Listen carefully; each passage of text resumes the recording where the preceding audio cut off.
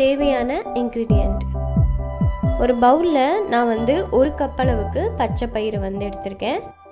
1 table spoon அளவுக்கு திணை அரிசி. நீங்கள் டயட்டில் இருந்தீங்கன்னா மட்டும் இதை சேர்த்துக்கோங்க, இல்லைனா நார்மலாக இருந்தால் நீங்கள் வந்து இட்லி அரிசி சேர்த்துக்கலாம் அதுக்கு பதிலாக. 1 டேபிள் ஸ்பூன் அளவுக்கு கருப்பு மூக்கடலை. இது எல்லாத்தையும் ஒன்றா சேர்த்துட்டு நல்லா கழுவி எடுத்துட்டு 8 மணி நேரம் நல்லா தண்ணியில் ஊற வச்சுடுங்க. அதுக்கப்புறமா ஒரு ஜாரில் அதை சேர்த்து நம்ம வந்து ஃபைன் பேஸ்ட்டாக அரைச்சி எடுத்துக்க போகிறோம் தோசை சுடுற பதத்துக்கு. அது கூட மசாலா ஆட் பண்ணிக்கலாம். சீரகம் வந்து 1/2 டீஸ்பூன் எடுத்துக்கோங்க. 1/2 டீஸ்பூன் உப்பு, 1/2 teaspoon garam masala, 1/2 teaspoon chilli powder, கொஞ்சமாக பெருங்காய பொடி, 1/2 டீஸ்பூன் மஞ்சள்தூள். கொஞ்சமாக இதில் தண்ணி சேர்த்துட்டு நல்லா தோசை மாவு பதத்துக்கு நல்லா அரைச்சி எடுத்துக்கோங்க. இந்த மாதிரி அரைச்சி எடுத்துக்கோங்க. இது இப்போ நம்ம ஒரு பவுலில் சேஞ்ச் பண்ணிக்கலாம். பவுலில் சேர்த்துட்டு இது கூட கொஞ்சம் தண்ணி சேர்க்கணும், அதனால் அந்த ஜார்லேயே தண்ணி சேர்த்துட்டு அதில் ஊற்றிக்கோங்க. இப்போ நல்லா ஒரு கரண்டி போட்டு மிக்ஸ் பண்ணிக்கோங்க. இப்போ சப்போஸ் உங்களுக்கு டைம் இருந்துச்சு அப்படின்னா நீங்கள் ஒரு 20 மினிட்ஸ் இதை மூடி வச்சு ஊற வைக்கலாம்.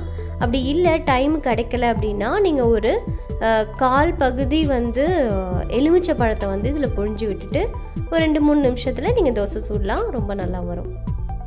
நான் இன்றைக்கி எலுமிச்சை பழம் சேர்த்துருக்கேன்.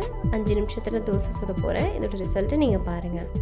இதை மூடி வச்சிடுறேன். அதுக்குள்ளே நான் தோசைக்கல் ரெடி பண்ண போகிறேன். தோசைக்கல் நல்லா சூடானதுக்கப்புறமா மீடியம் ஃப்ளேமில் வச்சுக்கோங்க. க்ளீன் பண்ணிவிட்டு தோசை ஊற்றுற மாதிரி எப்பவும் போல் ஊற்றி எடுத்துக்கலாம். இதை ஒரு மீடியம் ஃப்ளேமில் வச்சு 5 மினிட்ஸ் வச்சுருங்க. நீங்கள் ஆயில் வேணுன்னா சேர்த்துக்கலாம், இல்லை லைட்டாக சேர்த்துக்கிட்டிங்கன்னா நல்லாயிருக்கும். அதுக்கப்புறமா லைட்டாக தோசை அப்படியே பிரிஞ்சு வரும், அந்த நேரத்தில் திருப்பி போட்டுக்கலாம். 5 மினிட்ஸ் இருந்தால் தான் அது நல்லா வந்து வெந்து நம்மளுக்கு வந்து அந்த பருப்போட பச்சை அந்த வாசனை இல்லாமல் இருக்கும், நல்லா குக் ஆகும். அவ்வளோதான். இதுக்கு சைடிஷ் நீங்கள் எது வேணாலும் வச்சுக்கலாம். ஆஸ் யூஷுவல் நீங்கள் சட்னி என்னென்னு யூஸ் பண்ணுவீங்களோ அந்த சட்னி எல்லாமே இதுக்கு நல்லாயிருக்கும். இது கண்டிப்பாக ஒரு ஹெல்த்தியான ரெசிபி, ஒரு டயட் ரெசிபின்னு கூட. கண்டிப்பாக ட்ரை பண்ணி பாருங்கள். ட்ரை பண்ணிவிட்டு சொல்லுங்கள் கமெண்ட்டில் எப்படி இருந்துச்சுன்னு சொல்லி. அண்ட் இதே மாதிரி சூப்பரான வீடியோவோட நெக்ஸ்ட் உங்களை மீட் பண்ணுறேன். until then bye.